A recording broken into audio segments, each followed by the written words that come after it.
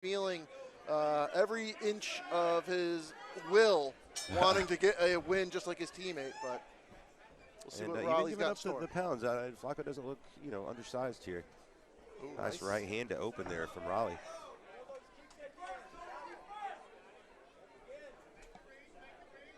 Inside leg kick from Tony. Both these guys in black.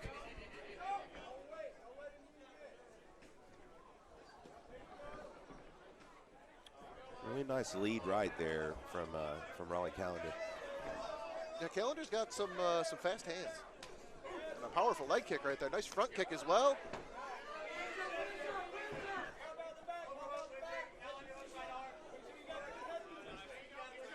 And here is the scramble. Both guys angling for position. Callender able to push Legarrrea up against the cage. We'll see if he can finish out a takedown here. I think that's what he's looking for. Good head positioning there from Callender. Flacco turns him around though, separates off. Oh, misses the head kick and catches a big right hand from Tony Legarrrea. Trying to shake it off, but whenever they're shaking it off, some damage was done. Yeah, these guys are both throwing some big shots. Nice uppercut from Tony off of the, oh, man, these guys' hands are quick. Don't blink. This one could end at any time, y'all. In a night where we will see a bantamweight title fight, we got a couple bantamweights on the prelims trying to steal the show.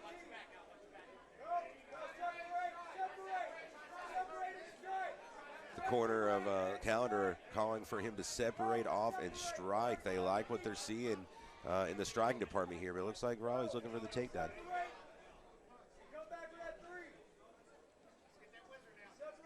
Yeah, in a training camp like Nashville MMA, you would expect nothing less than the takedown defense you're seeing from Tony Legarrrea right now.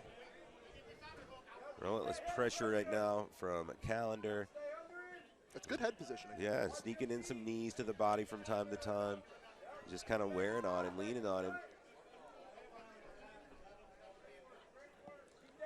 45 seconds left in the round, and, should this go to round two, I would love to see that flurry. There was about 20 seconds there where they were just trading fast and furious. Yeah, both guys have got really quick hands, and they both throw in combination, so Tony really likes that uppercut. And that lead right hand has scored more than once now for Raleigh. And the front kick, too, he's the shorter fighter. Normally it's the taller guy using the front kick, but it's a weapon there for Callender. A little double right there. Good movement.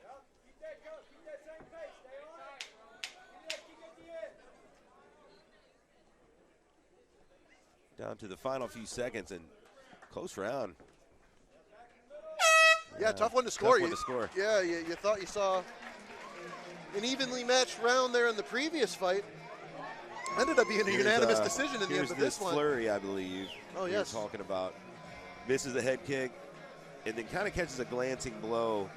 Maybe not quite as solid as what it looked like in live. Yeah, that was the knockdown there, scored briefly by Legarrrea.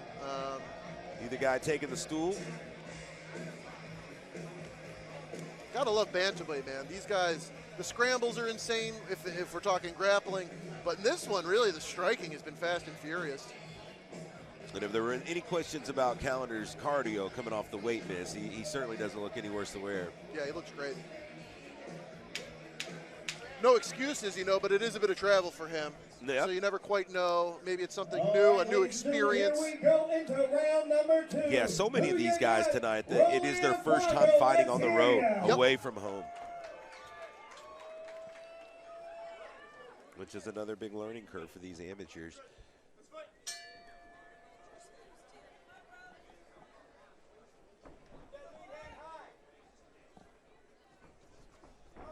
Striking fast and furious to start here. Neither guy wants to be the one to back up. You can tell. Both guys want to come forward. No, and I mean, with how close the fight is, something as simple as forward aggression really could steal you around. I'm liking what I'm seeing there from Callender. And a fight that's this close. One has to wonder that point will surely play a factor if it stays this close. Oh, 100%. Because, I mean, damage, all things considered, Round 1, Legarrrea had a knockdown. Callender opened the fight with a really nice straight punch, and he's had success with the hands, periodically throughout the fight. He's good at throwing something, slipping his head off the line, following up with something else. He's not static. Yep, and he crashes the pocket, throws what he's there to throw, then ties you up. It's got to be a little bit frustrating for Tony at this point. 1 minute into the second round. We're set for 3 3-minute rounds here from the world-famous Cotton Eye Joe here in Knoxville, Tennessee. He drags him down, but he drags him down on top of him. Yeah, it looks like Tony is not quite able to take advantage, though, as now Raleigh and Tony both struggle their way back up to their feet. Man, that's a true bantamweight scramble right there. A real 50-50. I think Callender's corner wants to see him separate now and get back to space here. They've called for that a lot. I think they really like him in the striking. Rolando just must feel something, right? He just must feel that he's got a certain level of physicality. He does look to be a little stockier, a little more powerful and physical. So maybe that's kind of playing into his decision there to stay in the clinch. Gosh, that right hand's been really good. A little under a minute to go now. This is good for Tony. Combinations from Tony now. And he's got a Callender retreating. We haven't seen Callender back up this much. I was just going to say, I think Callender really has a lot of confidence, and Legarrrea needs to do something to kind of break it, and that's exactly what he did. So, good fight IQ. But it answers back with some good ones. A nice left hook. This is the right, though. Drags him down, but now Tony scrambles to the top. Potentially. No, maybe not. He's got his back. He's got his back. I thought that Tony was going to be able to turn in there and have top control, but now 18 seconds left to go, and it's a bad spot for Tony. That is some true bantamweight action right there, right? You're throwing nothing but a flurry of significant strikes into a 50-50 scramble, and next thing you know, somebody's got their back, and it's insane. It's really hard to follow. And now in the waning seconds, it's going to be Callender probably putting a stamp on this round. And tell you what, this third round, it's going to be big. Let's talk about the point deduction again. Tony only has to win one round to at least salvage a draw. So, I think Callender still has to keep his foot on the gas here and try to finish as best he can. Yeah, Tim, that's a good level of professionalism from you, because I had actually gotten so drawn into just the pure action of the fight. For a moment, that weight miss and the point deduction slipped my mind, because, that's massive at this point. If you're Rolando Callender, this third round has really got to be everything for you, because if you didn't win round one, the best you can achieve is a draw. Yeah, round one was too close to rest on your laurels that you definitely got it. So, he still has to go out there and put his foot on the gas, just in case they gave Legarrrea the first round, because I'm sure he wants to get out of here with better than a draw. Yeah, no, so he might not even necessarily be fighting to win the fight. He might be fighting not to lose. Right. Whereas, obviously that round got away from Tony. But, man, if Tony can put together a third round right here, there's a very, good chance he gets his hand raised at the end of this one. It's really 3 minutes to decide the fate of these two bantamweight fighters. 1-1, Rolando Callender looking for win number 2. Tony Flacco Legarrrea looking for win number 2 as well. Definitely some swelling now on Tony's face as we start round 3. Oh, nice right hand again from Callender. Man, Callender hits like a Mack truck for a bantamweight. Body kick. And you can see Tony still loading up that uppercut. He wants to hit that uppercut in these exchanges. It's there. There are moments when Ronaldo lowers his head. Right there, I think he got stung with one. That was well timed.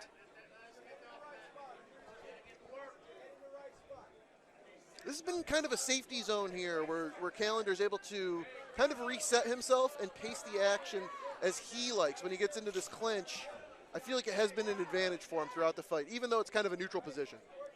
Yeah, I would agree. There hasn't been too many of these clinch exchanges or these moments in the clinch that Tony's not had his back up to the cage. And then when they break, it's almost like Callender is more prepared from the break to implement something, whereas Legarrrea just has to kind of scramble to get off the cage and reestablish himself. So kind of effective ring IQ in a literal sense, positioning in the ring here. Oh, gosh. Knees to the body there. And the head movement's really good from Callender, too. It's excellent. High-level stuff. Acknowledges one of those uppercuts slipped through.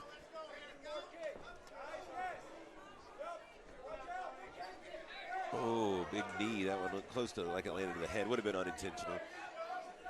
It's a brutal round 3 as well, just like the whole fight's been. A lot of fast-paced action. Both of these fighters have by taking heavy blows, but very entertaining contest nonetheless. 1 minute to go here in this third and final round, and you know, Callender so far I think it has got this round, unless we see something turn around from Tony.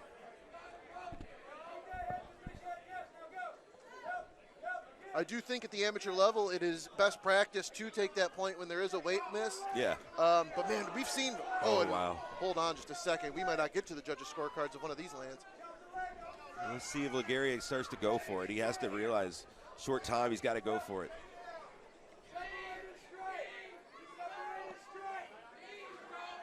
.27 seconds left to go, and Callender's pressure's been solid. He hasn't slowed down. The weight cut is or the weight miss, I should say, has certainly not shown any ill effect. No, and I mean, he looks to be in great shape, right? So I really might have just Legarrrea gets the throw now. 11 seconds to go. Yeah, is it too little, too late? I don't know. It's still probably the most dominant moment of the round at the same time. Who knows, man?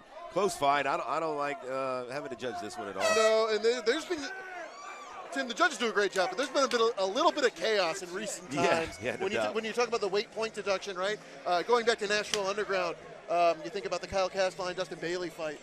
Obviously, that was a much more methodically paced bout than this one, but maybe as evenly contested. And, a lot of respect being shown by both these guys. You know, they both know that they just win a good 3 hard rounds with a talented opponent. As it should be. That was a war. It's going to be some highly anticipated judges' scorecards there. Lance Green will give us the official decision. I'll grab a word with the winner, and then we will be hitting an intermission. Tim, I know we got some fun fights for the fans to watch at intermission. I'm sure you'll preview for that. No doubt. For them momentarily. We will be going to break after this post-fight interview here in a moment with whoever the winner ends up being.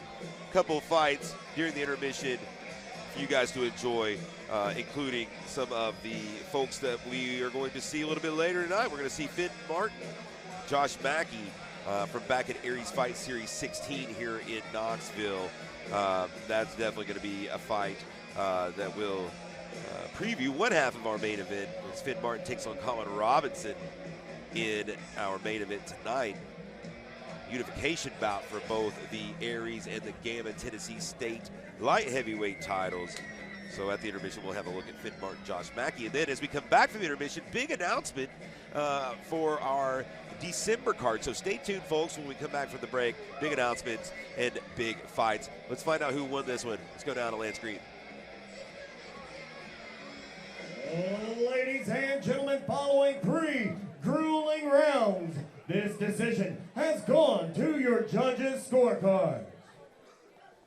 Judges Lisa Doran, Judge Luke Wilson, and Judge Johnny Stewart all see it with the same exact scores of 29-27 for your winner by unanimous decision. Out of the blue corner, Rolando Callender. So all 3 judges must have given all 3 rounds to Raleigh Callender. 29-27 times 3. You take away the point for the weight miss, and it would have been 30-27. So congratulations to Raleigh Callender. Moves his record to 2-1. We'll hear from him now with our guy Dylan McCarthy. Real quick, a brief word with the winner. Rolando, that was a heck of a fight there. You and your opponent just really electrified the crowd at the end of the prelims. Your striking looked incredible, and despite the weight miss, you really looked to be in great shape. Even now talking to you, you seem like you could still keep going. Oh, I wish. That brother just gave me a war. But let me catch my breath. Yeah, no, it's fine. You fought, you know? Yeah, the weight miss was it was me being undisciplined. You know, eating a little bit too much junk food, but we stayed in the gym consistent, did what we had to warm up for this fight, and that's what I just came to show out. Respect to my opponent. Dude was a dog. Woo. Yeah, listen, you know, you're coming up from Georgia here to Knoxville, fighting at the Joe for the first time.